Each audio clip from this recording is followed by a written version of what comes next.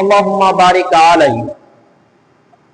সম্মানিত উপস্থিতি, আজকের জুমার খুতবায় সংক্ষিপ্ত সময়ে আলোচ্য বিষয় আল কিবর অর্থাৎ অহংকার। তার সঙ্গে সঙ্গে ঈদুল আজহা এই বিষয়টিকে নিয়েও কিছুটা আলোকপাত করা হবে ইনশাআল্লাহুল আজিজ। আলোচনা যাওয়ার পূর্বেই একটি হাদিস পাঠ করে নেওয়া প্রয়োজন বোধ মনে করছি, যেখানে রাসূল সাল্লাল্লাহু আলাইহি ওয়াসাল্লাম তিনি বলেছেন, ইন্না হাযিহিল কুলুব তাসদাউ কামা ইয়াসদাউল হাদীদ ইযা আসাবাহুল মা। নিশ্চয় মানুষের অন্তর সমূহে হৃদয়ে মরিচিকা পড়ে যায়, জং ধরে যায়। আপনারা জানবেন লোহাতে জং ধরে কিংবা মরিচিকা পড়ে যায়। কোন একটা বাড়ির যখন পিলার দাঁড় করে রাখবেন, যখন সেই লোহাতে সেই রডে যখন পানি স্পর্শ পাবে তখন তাতে মরিচিকা পড়ে যাবে, জং ধরে যাবে। সেটা যদি দীর্ঘ সময় ধরে হয়ে থাকে তাহলে সেই লোহা 5-10 বছর পর আর কোনো কাজের উপযুক্ত থাকে না। লোহাতে যেমন মরিচিকা পড়ে যায়, জং ধরে যায়, ঠিক তেমনি ভাবে মানুষের হৃদয়ে, মানুষের অন্তরেও জং ধরে যায়, মরিচিকা পড়ে যায়, মরচুনা পড়ে যায়।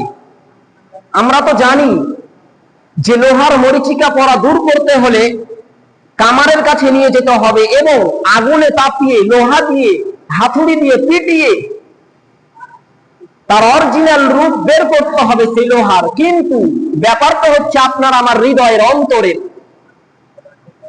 হৃদয় অন্তর সেটা তো আর পেটানোর জিনিস না যে পিটিয়ে আপনি তার জং, তার মরিচিকা পড়া দূর করে দেবেন। কিভাবে আপনি আমি মরিচিকা পড়া, জং ধরে যাওয়া হৃদয়কে দূর করব? একজন মানুষের অন্তরে যদি মরিচিকা পড়ে যায়, জং ধরে যায়, তাহলে কোরআন এবং হাদিসের কথা তাকে আর ভালো লাগবে না। যেখানে শয়তানের আড্ডা, সে আড্ডায় তার পছন্দ হবে। হালাল হারাম এর মধ্যে ব্যক্তি পার্থক্য করবে না। কোরআন তেলাওয়াত যখন করবে ইমাম সাহেব কিংবা ও ব্যক্তি যখন কোরআন তেলাওয়াত করবে, তার হৃদয়, তার অন্তর নরম হবে না, কারণ তার অন্তরে মোহর মেরে দেওয়া হয়েছে, তার অন্তর মরিচিকা পড়ে রয়েছে। লোকেরা জিজ্ঞাসা করলেন, সাহাবীরা জিজ্ঞাসা করলেন, ওয়ামা জালাউহা ইয়া রাসূলুল্লাহ, আল্লাহ রাসূল, মানুষের অন্তরে যে মরিচিকা পড়ে যাবে, মরিচিকা দূর করার উপায় কি? তিনি বললেন, যিকরু কাসরাতিল মাউত, মরণকে বেশি বেশি স্মরণ করতে হবে, তাহলে আপনার আমার হৃদয়ের মরিচিকা দূর হয়ে যাবে, মরচুনা দূর হয়ে যাবে। আরেকটি বললেন, ওয়া তিলাওয়াতু কুরআনিল কারীম, কোরআন কারীমের তেলাওয়াত করতে হবে, কোরআন পাঠ করতে হবে। একজন মানুষ যখন মরণকে বেশি বেশি স্মরণ করবে, তখন দুনিয়ার মোহে ওই ব্যক্তি পড়ে থাকতে পারে না। দুনিয়ার লোভ লালসা তার কাছে ব্যর্থ মনে হবে, আল্লাহর ভয় তার অন্তরে জাগবে। আরেকজন মানুষ যখন কোরআন তেলাওয়াত করবে, তার হৃদয়, তার অন্তর নরম হবে, আল্লাহ ভীতি, তাকওয়া সে অবলম্বন করবে। এজন্য এই মরিচিকা, মরচুনা অন্তরের পড়ে যাওয়ার দুইটি রাস্তা হলো দূর করার। একটি হলো মরণকে বেশি বেশি স্মরণ করতে হবে, আরেকটি হলো কোরআন কারীমের তেলাওয়াত করতে হবে। জেনে রাখবেন, মানুষের অন্তরের দুইটি রোগ রয়েছে, শুধু রোগ নয়, ব্যাধি নয়, মারাত্মক ব্যাধি। কোন ব্যক্তি যদি এই দুইটি ব্যাধি তার অন্তরে ঠাঁই দিয়ে থাকে, মানে জায়গা করে দিয়ে থাকে, তাহলে এ কথা নিশ্চিত যে ওই ব্যক্তির অন্তরটা খারাপ হয়ে গেছে, পচে গেছে, গলে গেছে। তেমনি ভাবে গলে গেছে যেমন ভাবে বডিতে, দেহতে কিছু কিছু রোগ রয়েছে, যেগুলো রোগ যদি কোনো মানুষের বডিতে হয়ে যায় আর ওই বডি যেমন গলে যায়, পচে যায়, দুর্গন্ধ হয়, ঠিক তেমনি ভাবে দুইটি ব্যাধি রয়েছে, শুধু ব্যাধি নয়, মারাত্মক ব্যাধি যদি কোনো মানুষের অন্তরে হয়ে থাকে, এই কথা নিশ্চিত তার অন্তরটা খারাপ হয়ে গেছে, গলে গেছে, পচে গেছে। ব্যাধি দুটির মধ্যে একটি ব্যাধি হলো আল কিবর, অহংকার। মানুষ অহংকার করে থাকে টাকা পয়সার উপর, জমি জায়গার উপর, সন্তান সন্ততির উপর। আরেকটি ব্যাধি হলো, আরেকটি অসুখ হলো আর রিয়া। আপনি শরীয়তের কোন কর্ম করবেন আর আপনার উদ্দেশ্য থাকবে যে মানুষ আপনাকে দেখুক, কিংবা মানুষের সন্তুষ্টির উদ্দেশ্যেই সালাত আপনি আদায় করবেন। এই দুইটি হলো অসুখ, মারাত্মক ব্যাধি। তবে আপনি বলবেন এই দুইটি অসুখ, এই দুইটির ব্যাধি কি চিকিৎসা মহান আল্লাহ তাআলা কোথায় বলেননি? অবশ্যই বলেছেন। যখন আপনি আমি সূরা ফাতিহা তেলাওয়াত করি তখন বলি আলহামদুলিল্লাহি রাব্বিল আলামিন। এই সূরা ফাতিহার এক পর্যায়ে আসবে এই দুইটি মারাত্মক ব্যাধির চিকিৎসা। আলহামদুলিল্লাহি রাব্বিল আলামিন, সমস্ত প্রশংসা গুণগান গুণকৃত হচ্ছে মহান রবের জন্য, যিনি সারা জাহানের মালিক রব। আর রহমানের রহিম, যিনি পরম করুণাময় দয়ালু। মালিক ইয়াউমিদ্দিন, যিনি বিচার দিবসের মালিক। এবার আসছে এই দুইটি মারাত্মক ব্যাধির চিকিৎসা ঔষধ। তখন এরপর আপনি বলেন ইয়াকা না'বুদু ওয়া ইয়াকা নাস্তাইন। আল্লাহ, ইয়াকা আমি নিশ্চয় তোমারই জন্য না'বুদু ইবাদত করে থাকি।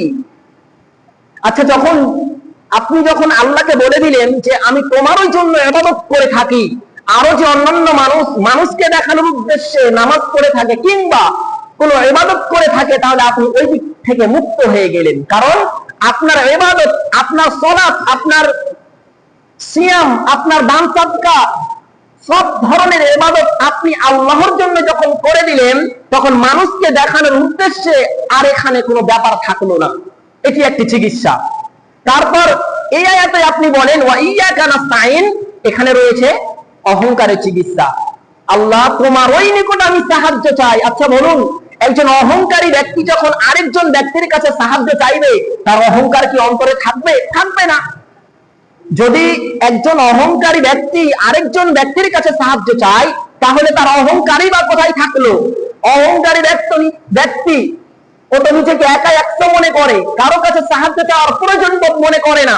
কিন্তু আপনি নামাজে এসে আল্লাহকে বলছেন ওয়া ইয়াকা নাস্তাইন, আমি তোমারই নিকট সাহায্য চাই, তখন আপনার মধ্যে আর অহংকার থাকলো না, আপনি অহংকার থেকে মুক্ত হয়ে গেলেন। এজন্যই আপনাকে আমাকে সালাত আদায় করতেই হবে। কারণ আমরা বিশেষ করে সূরা ফাতিহা তেলাওয়াত করে থাকি কোথায়? সালাতে, নামাজে। আপনি যদি সালাত আদায় না করেন, সূরা ফাতিহা না তেলাওয়াত করেন, তাহলে তো এই দুইটি মারাত্মক ব্যাধি আপনি আপনার অন্তরে ঠাঁই দিয়ে ফেলবেন, জায়গা দিয়ে ফেলবেন। এজন্যই আপনাকে আমাকে সালাত আদায় করতে হবে, ইবাদত করতে হবে। কতদিন আপনি ইবাদত করব? রাসূল সাল্লাল্লাহু আলাইহি ওয়াসাল্লাম, যেখানে আল্লাহ তাআলা পবিত্র কুরআনুল কারীমে তিনি বলেছেন ওয়া'বুদ রাব্বাকা হাত্তা ইয়াতিয়াকাল ইয়াকিন, আপনি ইবাদত করতে থাকুন। লক্ষ্য করুন আল্লাহ তাআলার এই আয়াত, যেখানে তিনি বললেন ওয়া'বুদ, আপনি ইবাদত করুন। নামাজটাই, সালাতটাই যে একটা ইবাদত, এটা ভাববেন না। দান, এটা একটা ইবাদত। রাস্তা থেকে কষ্টদায়ক বস্তু সরিয়ে দাও, এটা একটা ইবাদত। একজন মানুষ ঋণগ্রস্ত হয়ে আছে, ঋণ শোধ করতে পারছে না, আপনি তার হেল্প করলেন, সহযোগিতা করলেন, এটা একটা ইবাদত। দান সাদকা, এটা একটা ইবাদত। নেকির আশায় স্ত্রীর মুখে এক লোকমা খাবার উঠিয়ে দিবেন, নেকির আশায়, এটা একটা ইবাদত। আমরা মনে করছি যে শুধু সালাতটা, নামাজটা ইবাদত। জি না, ভুল। আল্লাহ তাআলা এই জায়গায় এভাবে বলেননি যে আপনি সালাত আদায় করুন হাত্তা ইয়াতিয়াকাল ইয়াকিন, যতদিন না কিয়ামত চলে আসবে। ইয়াকিন বলা হয়েছে কিয়ামতের দিনকে। এজন্যই ইবাদত বলতে শুধু নামাজ বুঝবেন না, সব ধরনের যেটা আল্লাহ এবং তার রাসূল সহিহ হাদিস দ্বারা প্রমাণিত হয়েছে, আল্লাহ তাআলা বলেছেন, এবং নেকির উদ্দেশ্যে যেটা করবেন সেটা একটা ইবাদত। তারপরে আল্লাহ তাআলা বলেন হাত্তা ইয়াতিয়াকাল ইয়াকিন, আপনি ইবাদত করুন, নামাজ পড়ুন, সিয়াম রাখুন হাত্তা ইয়াতিয়াকাল ইয়াকিন, যতদিন না আপনার মত না মরণ না চলে আসবে। আবার ইয়াকিন শব্দটিকে যদি আপনি লক্ষ্য করেন, তাহলে বুঝবেন ইয়াকিন, হাত্তা ইয়াতিয়াকাল ইয়াকিন, যতদিন না ইয়াকিন মানে মত, মরণ না চলে এসেছে। আল্লাহ তাআলা যদি চাইতেন তাহলে এই জায়গায় মত শব্দটি ব্যবহার করতে পারতেন। কেন তিনি ইয়াকিন বলেছেন? ইয়াকিন মানেও মরণ, মত মানেও মরণ। মনে রাখিয়েন, ইয়াকিন এমন একটি শব্দ যে শব্দের মধ্যে বিন্দু পরিমাণ সন্দেহের অবকাশ নেই। কেন মতকে ইয়াকিন বলা হয়েছে? কেন ইয়াকিন শব্দের মধ্যে বিন্দু পরিমাণ সন্দেহ নেই? এজন্যই নেই। আপনি যে কোনো ধর্ম অনুসারী ব্যক্তিদেরকে জিজ্ঞাসা করুন না কেন ভাই মরতে হবে, ও বলবে মরতে হবে। একটা ছোট শিশুকে জিজ্ঞাসা করুন বাবা মরতে হবে, বলবে মারা যেতে হবে, একদিন চলে যেতে হবে। আপনি বৃদ্ধকে জিজ্ঞাসা করুন চাচা মরতে হবে, বলবে মরতে হবে। বৃদ্ধাকে জিজ্ঞাসা করুন মরতে হবে, মরতে হবে। ইহুদি, নাসারা, খ্রিস্টান, যে কোনো ধর্ম অনুসারী ব্যক্তিকে জিজ্ঞাসা করুন না কেন সকলে এই স্বীকৃতি দিবে হ্যাঁ একদিন মারা যেতে হবেই। যার জন্য আল্লাহ তাআলা এই জায়গায় ইয়াকিন শব্দ বলেছেন। মনে রাখো, ইয়াকিন এমন একটি শব্দ যে শব্দের মধ্যে বিন্দু পরিমাণ সন্দেহের অবকাশ নেই। যেমন ভাবে মানুষের মরণ সুনিশ্চিত হবেই, ঘটবেই, ঠিক তেমনি ভাবে ইয়াকিন মানে মৃত্যু হবেই। সম্মানিত উপস্থিতি, বলছিলাম অহংকার। অহংকার কাকে বলবো আমি আপনি? অহংকার বুঝতে হলে আপনি এভাবে বুঝুন। আর বাংলাতে একটি প্রবাদে ব্যবহার হয়েছে, যেখানে বলা হয়েছে যে একজন ব্যক্তি পাহাড়ের উচ্চতায় রয়েছে, পাহাড়ের চূড়ায় রয়েছে। পাহাড়ের চূড়া থাকা ব্যক্তি ওই জায়গা থেকে দাঁড়িয়ে যখন ব্যক্তি নিচে দেখছে, তখন আপনাকে আমাকে ও একটা ছোট মুরগির মতো দেখতে পাচ্ছে সাইজে। আবার যখন আপনি আমি ওই ব্যক্তিকে দেখি, তাকে আমরা কত সাইজ দেখি? ছোট, তত আমরা মুরগির মতো সাইজে দেখি। মানে নিজের জায়গা থেকে সবাই অহংকার করে। মানে একটা অহংকার বুঝাতে গিয়ে এই কথা বলা হলো। অহংকার কাকে বলবো? অহংকার আরবিক ভাষায় বলা হয় আল কিবর, অহংকার। অন্যের চাইতে নিজেকে বড় মনে করা। পারিভাষিক অর্থে রাসূল সাল্লাল্লাহু আলাইহি ওয়াসাল্লাম একটি হাদিসে উল্লেখ করেন। তিনি বলেন, আন আব্দুল্লাহ ইবনে মাসউদ রাদিয়াল্লাহু তাআলা আনহু قال قال رسول الله صلى الله عليه وسلم لا يدخل الجنة من كان في قلبه مثقال ذرة من كبر। ওই ব্যক্তি জান্নাতে যেতে পারবে না যে ব্যক্তির অন্তরে এক যাররা পরিমাণ অহংকার রয়েছে। এই যাররা ব্যাখ্যা লিখতে গিয়ে তাফসীরবিদরা তিনারা বলেছেন যে যাররা আপনি আমি কিভাবে বুঝবো? উত্তপ্ত রোদের দিন আমি আপনি বাড়িতে শুয়ে রয়েছি, রুমে শুয়ে রয়েছি। হঠাৎ করে আপনি যখন আপনার রুমের জানলাটা খুলে দিলেন, জানলা দিয়ে দেখবেন যে একটা সূর্যের আলোর ছাটা রশ্মি আপনার ঘরে প্রবেশ করেছে লম্বা ভাবে। দেখবেন ওই রশ্মিতে দেখবেন ছোট ছোট ধূলিকণা উড়তে থাকে, ধুলো। ওই এক একটা ধূলিকণাকে বলা হয় যাররা। এই ধূলিকণা, এই যাররা সমপরিমাণ যদি অহংকার আপনার আমার মধ্যে থাকে, তাহলে আপনি আমি জান্নাতে প্রবেশ করতে পারবো না। এই কথা শুনতেই না শুনতে সাহাবায়ে কেরাম বললেন, আল্লাহ রাসূল আপনি বলেন কি? ইন্নাল রাজুলা ইউহিব্বু আইয়াকুনা সাওবুহু হাসানান। কোন ব্যক্তি তো চায় যে তার সাওবুহু, কাপড়টা ভালো হোক, নতুন হোক। তো এটা কি অহংকার হবে? আমার টাকা আছে, আমি কাপড় পরছি, এটা কি অহংকার হবে? আল্লাহ রাসূল আপনি বলেন কি? ইন্না রাজুলা ইউহিব্বু আইয়াকুনা নালুহু হাসানাতান। কোন ব্যক্তি তো চায় যে তার জুতাটা, স্যান্ডেলটা একটু দামি হোক, নতুন হোক, এটা কি অহংকার হবে? আল্লাহ রাসূল বলেন, না, তোমরা যে বলো কি অহংকার, সেটা নয়। আরে আল্লাহ তাআলা ইন্নাল্লাহা জামিল, তিনি নিজেই সুন্দর। ইউহিব্বুল জামাল, তিনি সুন্দরকে ভালোবাসেন। না, এটা অহংকার নয়। এবার অহংকারের সংজ্ঞা আছে। অহংকার কাকে বলবো আপনি আমি?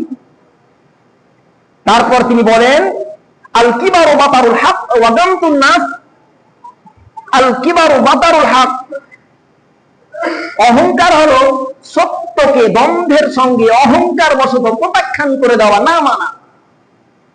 আপনি জানছেন যে ওর কথা সত্য, তারপর আপনি মানবেন না, ইগো দেখাতে গিয়ে অহংকার বসে। এটাই হলো অহংকার।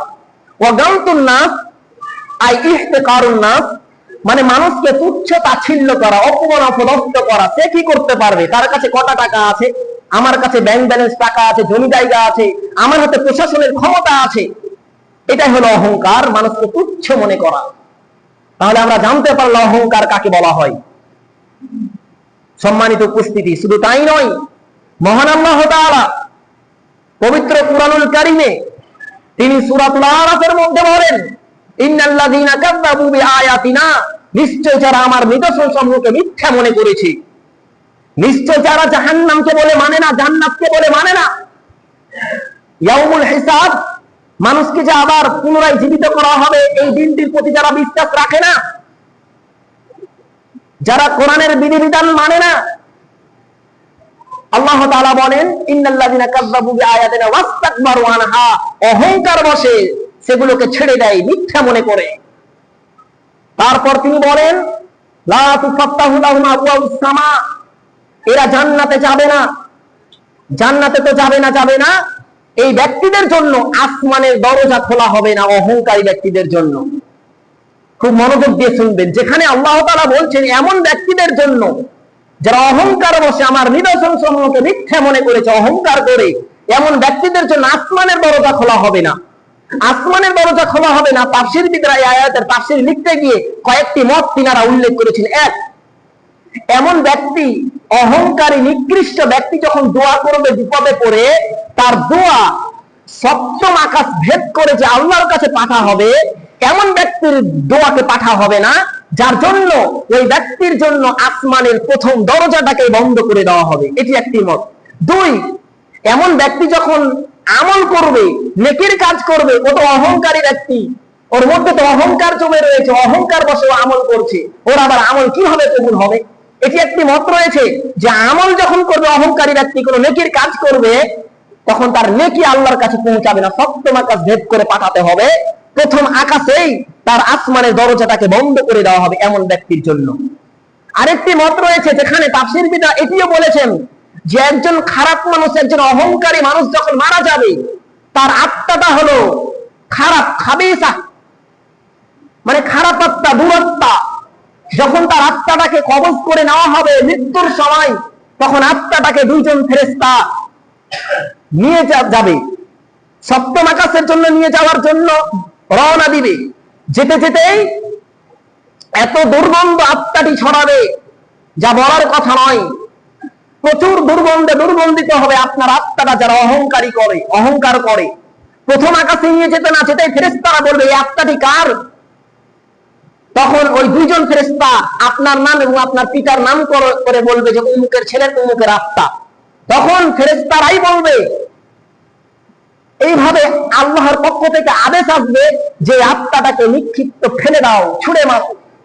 হাদিসে এসেছে ওই আত্মাকে প্রথম আকাশ দরজা তার খোলা হবে না এবং ওই আত্মাকে নিক্ষেপ করে দেওয়া হবে এই জমিনে। ফলে তার সিজ্জিন নামক একটা রেজিস্টার আছে, যেখানে খারাপ মানুষদের আত্মা লিপিবদ্ধ করা হয়, সেখানে সেটাকে লিপিবদ্ধ করা হবে।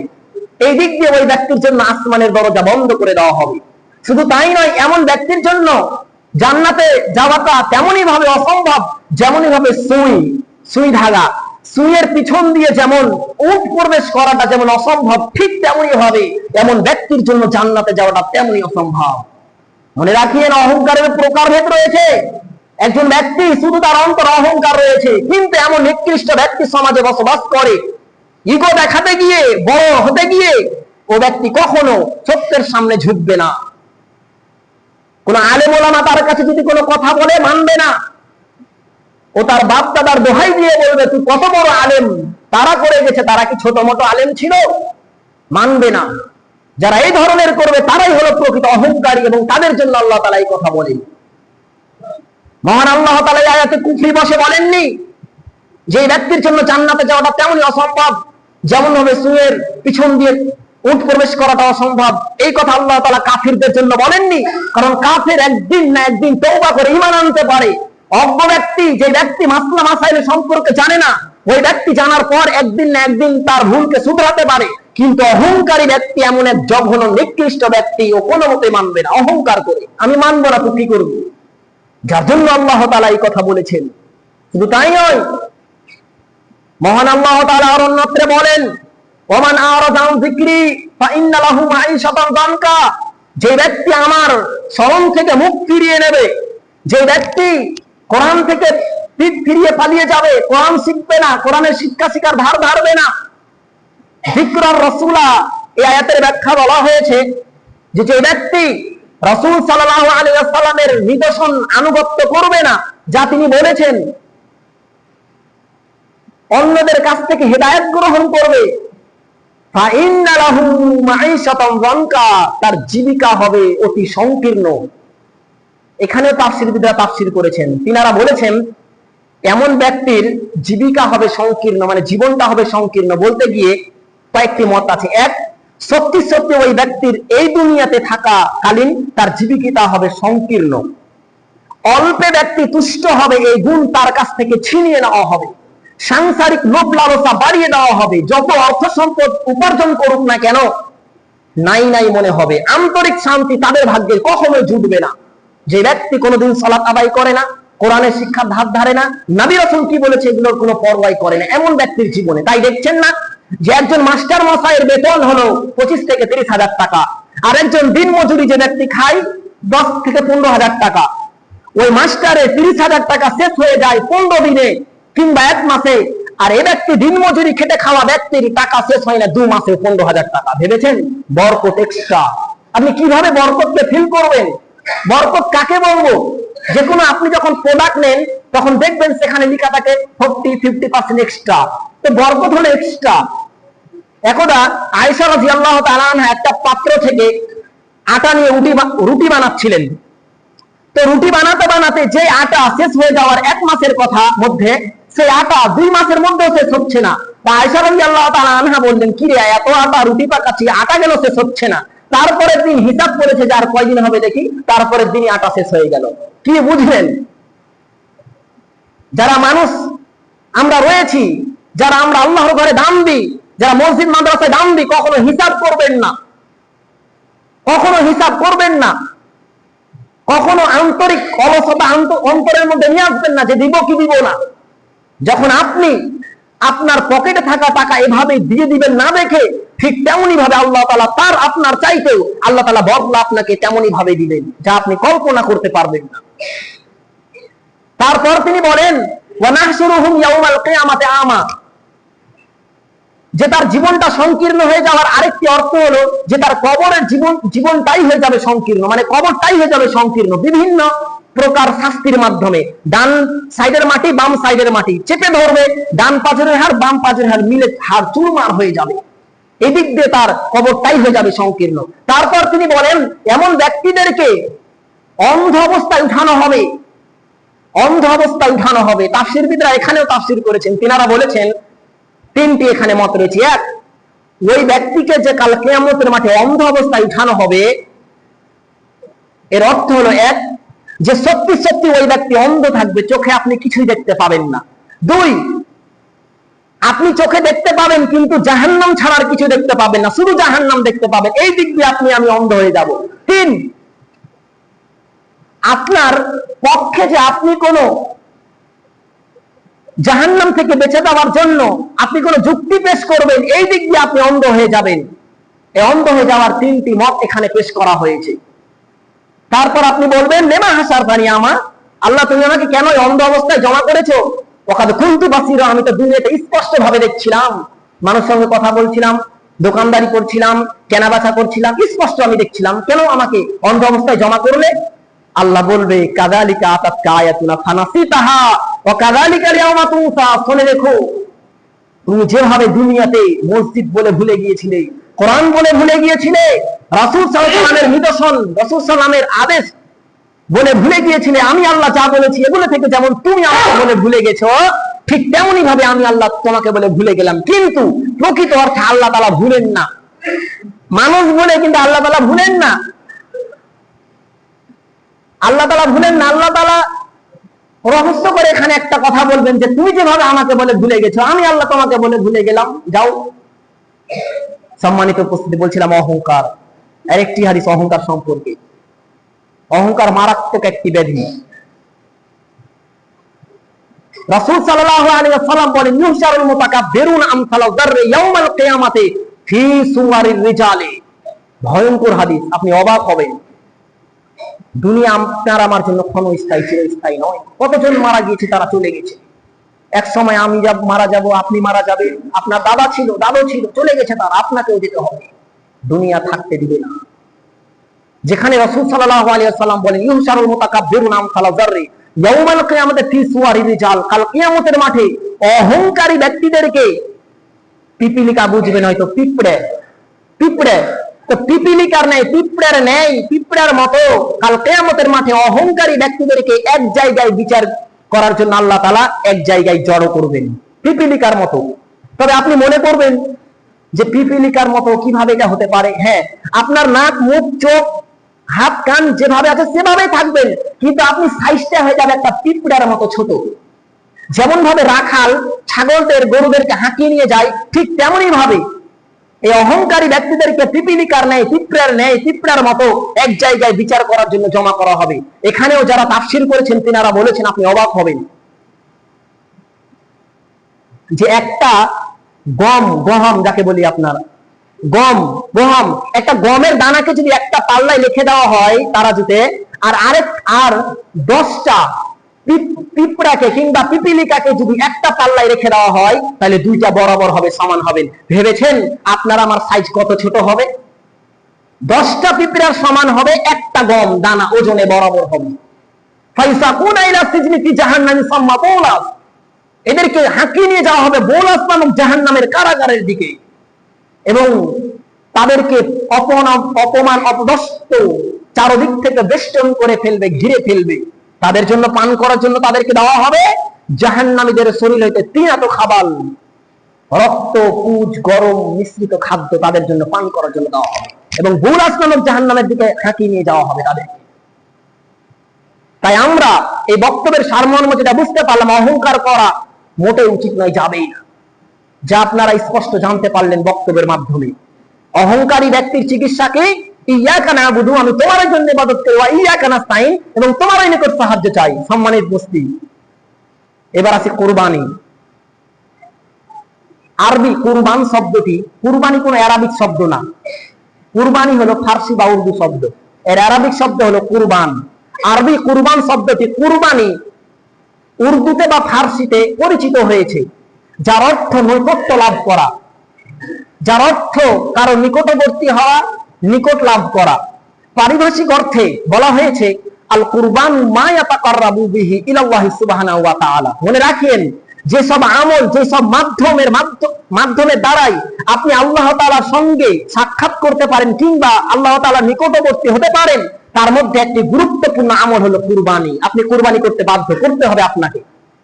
যদি সামর্থ্য না থাকে তাহলে কোনো ব্যাপার না, কিন্তু সামর্থ্য থাকা, টাকা পয়সা থাকা সত্ত্বেও যে ব্যক্তি কুরবানি করবে না, রাসূল সাল্লাল্লাহু আলাইহি সাল্লাম তার ব্যাপারে বলেন ফালা ইয়াকরাবান্না মুসাল্লানা, তোমার জন্য আবার কিসের আনন্দ, তুমি তো ঈদগাহের নিকটবর্তী হতে পাবে না, তুমি যদি সামর্থ্য থাকা সত্ত্বেও তুমি কুরবানি না দাও, ঈদগাহের কাছে আপনি যেতে পাবেন না। হাবিল এবং কাবিলের দেওয়া কুরবানির পর থেকে কুরবানির ইতিহাসের গৌরবপূর্ণ হয়েছে। তবে তারপর থেকে সকল উম্মতের ওপর এই কুরবানি ছিল, তবে তাদের নিয়ম নীতি কানুন ছিল আলাদা কুরবানি করার। আমাদের উপর যে কুরবানির নিয়ম নির্ধারিত হয়েছে তা মূলত ইব্রাহিম আলাইহিস সালামের কর্তৃক পুত্র ইসমাইল আলাইহিস সালামকে আল্লাহর রাহে কুরবানি করে দেওয়ার মাধ্যমে কিংবা কুরবানি স্মরণে সুন্নাত ইব্রাহিমী হিসাবে আমাদের মধ্যে চালু আছে, যা আমরা ইব্রাহিম আলাইহিস সালামের নিয়ম তরিকায় আমরা করছি। কুরবানির গুরুত্ব বোঝাতে কি আল্লাহ তাআলা বলেন ফাসাল্লি লিরাব্বিকা ওয়ানহার, আপনি সালাত আদায় করুন অতঃপর কুরবানি করুন। এখানে খুব গুরুত্বপূর্ণ একটি জিনিস লক্ষ্য করুন, যেখানে আল্লাহ তাআলা বলছেন ফাসাল্লি, আপনি সালাত আদায় করুন তারপর কুরবানি করুন। তাফসীরবিদরা এখানেও তাফসীর করেছেন, তিনারা বলেছেন ফাসাল্লি, আপনি সালাত আদায় করুন তারপর কুরবানি করুন। আগে আল্লাহ বললেন না যে কুরবানি করো। যারা সালাত আদায় করে না, 5 ওয়াক্তের মসজিদের সঙ্গে কোনো সম্পর্ক নেই, কুরবানি নিয়ে মাথা খারাপ তাদের, কুরবানি করতে দিবে না, দোকানপাটে আলোচনা, খবরাখবর দেখছে, মানুষের মধ্যে আরো বিবাদ সৃষ্টি করছে এরাই। আপনাকে সালাত আদায় করতে হবে।